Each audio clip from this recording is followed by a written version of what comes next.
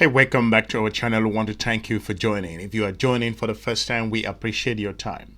Let's go down to what happened in Brazil regards to the continent of Africa's own perspective and looking at the BRICS bloc.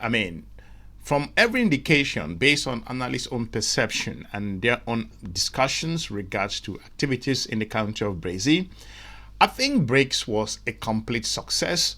And more importantly, the BRICS countries were able to deal with a number of issues, a whole lot of resolutions talking about climate change and where they stand, the situation between the country of Israel and Iran, including Gaza, and more importantly on trade. A whole lot of issues were discussed on projects, collaboration, finance.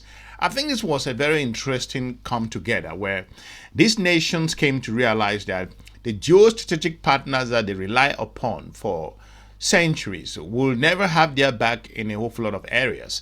And I think more importantly, the country of South Africa, carrying the Africans' own position, was very clear regards to where the continent stands and a whole lot of issues, talking about reforming the international institutions. We'll come to that in a moment, and where the continent of Africa stands, and a whole lot of very important things. So I think BRICS was total success. It gives an indication that this organization has come to stay, and it's not going anywhere soon. Whether the United States of America agreed to work with or does not, but again, they are moving fast, they are building their capacity, working alongside each other, reviewing their financial institution, risk mitigation in a whole lot of area.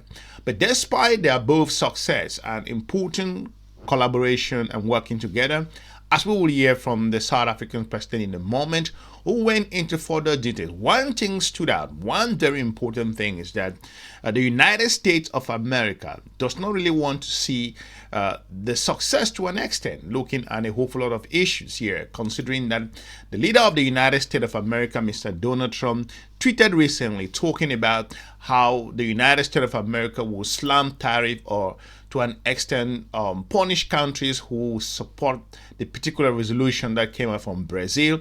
I think this is a hegemonic approach that we've seen, that the world has moved so fast, and some countries like the United States of America has refused to adapt in a multipolar world as we see. So this multipolarity is what we are seeing happening in Brazil, whether the US like it or not. I think to an extent the United States will have to work alongside some of these countries. So we all know that the 9th of July is coming, where countries like South Africa having 31% may be activated again. So there is a big issue. So the president of South Africa, Mr. Ramaphosa, went into details. He was posed a question coming from the South African Broadcasting Corporation. They asked him, what does he think? What is his position regards to from the BRICS on angle, that the United States of America is talking about punishing countries that accepts the resolution that came out from Brazil in terms of trade. The South African leader, Mr. Cyril Ramaphosa, never missed his word. He came out very clear and dived into specifics to let the United States of America know that the world has moved forward, and at this time, the US, like it or not, the BRICS bloc has come to stay. Let's play this clip.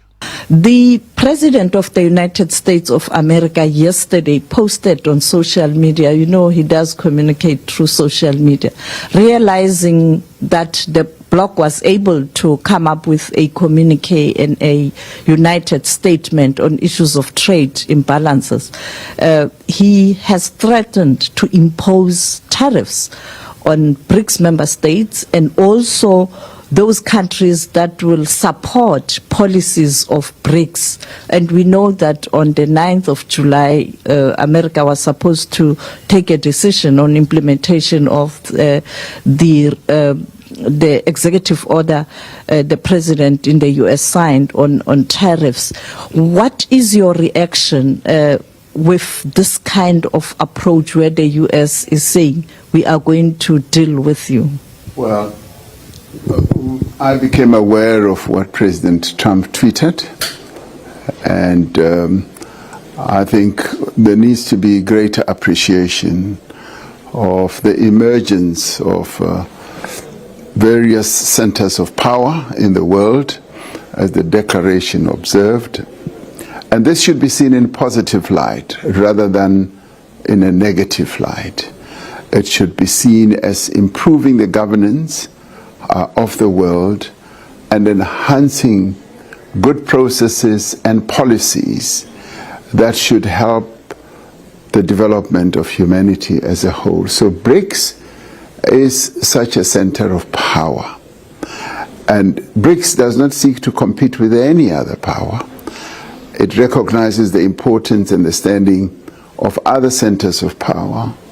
It recognizes the standing of the United Nations and respects that, and subjects itself to the decisions of the United Nations. And it also recognizes the standing of a body like the G20. And so these powers should be seen as complementary, as advancing the interests of people. And so when a declaration, a beautiful declaration like the one that we adopted, should be seen in that it is beautiful and it is aimed at enhancing the interests of people globally. So there should never be vengeance, there should never be retribution against countries that are seeking to cooperate together and to advance the interests of humanity. There is nothing negative in the declaration, and there is everything about advancing the interests of various countries in the world, if not all, and the interests of people in the world, so that we leave no one behind. So it is really disappointing that when there is such a very positive collective manifestation such as BRICS, there should be others who see it in negative light and want to punish those who participate in this. It cannot be and should not be. We should be respecting the sovereignty of countries. We should be respecting that we are all equal, that all we should be focusing on is enhancing the prosperity of humanity and all countries. It cannot be that might should now be right, where in the end those who are more powerful are the ones who seek to have vengeance against those who are seeking to do good in the world. In the areas of success, according to the South African leader, that BRICS was a fundamental success based on his own conclusion, because based on a whole lot of very important, like I mentioned, climate change, looking at security issues in the BRICS bloc, trade, investment, more importantly, working together and building their capacity. All of these were important things that, according to the leader of South Africa, were very successful. Despite the absence of other world leaders, they were represented by their own representatives rather, so to point out. So Mr. Ramaphosa went ahead to explain what he considers success, which I think was absolutely a big win for the countries of the BRICS bloc. Let's play this clip. We've had a really successful BRICS summit here in Brazil. President Lula, President of the Republic of Brazil, organized this summit rather excellently. And we also appreciated the fact that they invited other outreach countries to be part of this. And we keenly observed and appreciated the interest that is growing around the world, particularly in the global south, towards BRICS. We admitted a new member in BRICS, Indonesia, and we also admitted new BRICS partner countries. There is a lot of interest in the global south about being part of BRICS, which shows that BRICS continues to grow its voice, its reach, and by importance as well. It's become a fairly sizable BRICS community, which already accounts for more than half of the population of the world, more than a third, closer to 40% of the GDP of the world. That is a sizable community, that continues to grow. So we appreciated that. We also appreciated the fact that through BRICS we continue by respect, by recognition, to respect the sovereignty of countries and their equality, so we are all equal, and that is an important consideration because that leads to us cooperating on a number of areas. And indeed, through the declaration that was adopted, we covered a number of areas ranging from the governance of the world right through to issues like technical education. And on global governance, we continued to respect the existence and the standing of the United Nations, as well as to call for the reform of the United Nations structures, especially the Security Council, by ensuring that it becomes more representative. We observe that it is not acceptable that huge countries such as India, such as Brazil, are excluded from participating meaningfully. But more importantly for us, that the African continent, which has 1.3 billion people, is not represented in the United Nations Security Council. And we said that we should continue insisting, and we were rather pleased that there is agreement on the reform of the UN Security Council, even amongst those members of BRICS who are members of the Security Council. And we looked at a number of other important issues such as climate change, that we need to ensure that the commitments that have been made with regard to climate change, particularly assisting and supporting countries that are most affected by climate change, which happen to be countries in the global south, countries that had very little responsibility for the climate damage that the world is going through now, should be assisted and supported through their transition to renewable energies. And that the countries that have made commitments, particularly in the global north, should live up to their commitments with regard to ensuring that we address the climate challenges that we are facing in the world.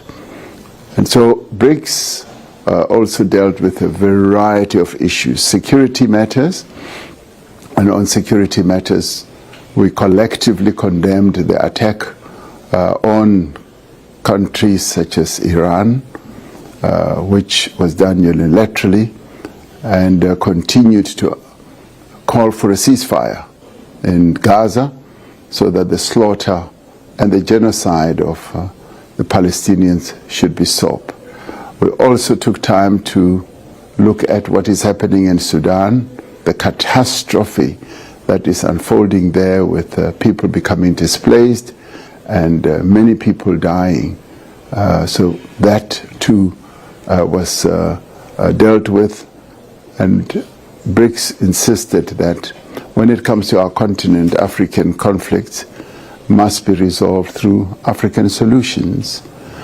And we were rather pleased that we also dealt with key issues such as how our critical minerals that come from largely African countries should be treated, that there should be beneficiation and there should be value addition. And this we as South Africa and Brazil articulated very strongly during the summit. So the summit in large measure was a successful one, and to have a summit of this size adopting a declaration just goes to prove the success thereof. And there were no dissensions, and we are particularly pleased with that. So it's a community of countries that want to see progress in the world, that want to see a fair and equitable world where people of the world are treated fairly and equitably. And we also dealt with the issue of people-to-people contact. that the people in BRICS countries should be given the opportunity to be in contact with each other. So on that score and many other issues that were covered, BRICS, Rio de Jeniaro was very successful. So we leave with very fulfilled hearts, because it has added to many issues that will lead to the development of our world. There was also great appreciation and support for South Africa's coming G20, and in recognizing the importance of G20, that it encompasses so many countries in the world. We were wished great success, and we were greatly supported. And so as we depart, many countries said, bon voyage, we will see you in November in Johannesburg. Thank you. Thank you. Can I go home now?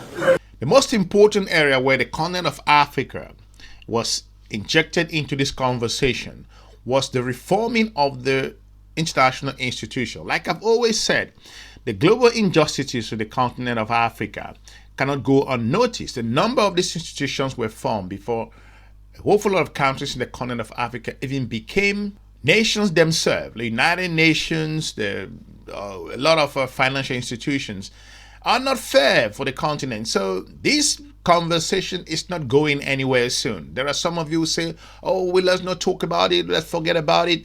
That's not true. The continent of Africa will continue to push this particular issue, irrespective of what other partners think. Earlier, it was considered a taboo discussions, but now even the big players are beginning to listen to this particular request by the continent of Africa. It is the right thing to do, and Mr. Ramaphosa dived into it like never before seen and explained why the Zululand consensus was an important point where the continent of Africa say that we need to deal with this because it's not working for us. Let's play this clip. Maybe just the first one on this push to reform global institutions, particularly the Security Council. It's happening at a time where we're seeing very powerful nations pushing back, resisting, even participating in those multilateral institutions. And so I wonder how you reconcile the two. Second to that, the tariff deadline that is looming comes on Wednesday. It's unlikely that South Africa would have reached a deal by Wednesday. How do you plan on mitigating that, given the impact that 31% would have on South Africa's economy? On the issue of the looming deadline with regard to what President Trump announced, as South Africa, when we went to the White House, we started a process of engagement. And that process continues. The Minister of Trade and Industry and Competition continues to engage with his counterpart in the United States, and I am hopeful that we will be able to reach an understanding. We've made a clear proposal and offer to them, and they are examining that, and they will come back to us. Whether they are able to do so before Wednesday or soon after Wednesday, we will see. But everything is negotiable, and even timelines that are set are often either negotiable or stretched. So we are hoping for the very best when it comes to that. When it comes to the reform of the institutions, the global institutions such as the Security Council, we in the Global South, and particularly ourselves in Africa, we evolved a very clear position. The Zululand consensus is really the framework that set us on a path of calling for the reform of the United Nations, particularly the Security Council. Now, that gave us a platform, that gave us a message and made our intention clear. And when we started, it was like we were whistling in the wilderness. It seemed like we were the only ones in the whole world who saw the need for the reform of the United Nations Security Council. The voices that support our framework have been rising and gathering momentum. And even those who did not even want to discuss the matter have now realized the importance and the efficacy of what we seek to achieve. So we're gaining more traction, we're gaining more attention, and the message is sinking in that the United Nations Security Council, which was set up as the United Nations was set up 80 years ago, cannot continue being the preferred governance system in the world, in a world that has changed. Because 80 years ago, the world was completely different from what it is today. The world is now driven by principles of good governance, is driven by principles of equality, recognition of each country's existence, of the sovereignty of nations, and it is also recognized by the drive for equality, that there should be equitable treatment of all nations. 80 years ago, that was not even thought of, but today, as I said, a number of countries are surging to the fore. And that is a good thing. That needs to be accepted. It needs to be embraced, that the world is becoming more and more diverse, but it is also becoming more and more united in many, many ways. So those who dissent from the unity and collective action that is being forged by many countries and global centers, which we all must embrace, are defining themselves out of history. And history will catch up with them, because this moment, which is now driven by digital transformation, artificial intelligence, democratic rule throughout many countries, requires that there should be good governance at a global level. And it should be good governance that enhances the lives of people around the world. Thank you. I want to thank you for watching. Let me know what you think in regards to the conversation by the country of South Africa's leader, Mr. Cyril Ramaphosa. Why you think that BRICS was successful meeting this particular time around, like other meetings that have been in regards to BRICS, and more importantly, why do you think the United States of America is losing sleep over each time BRICS countries come together? I will be looking forward to meeting you soon in our next episode. Watch other informative and geostrategic discussions on our YouTube channel. We are looking forward to meeting you again. Have a good day. Bye-bye.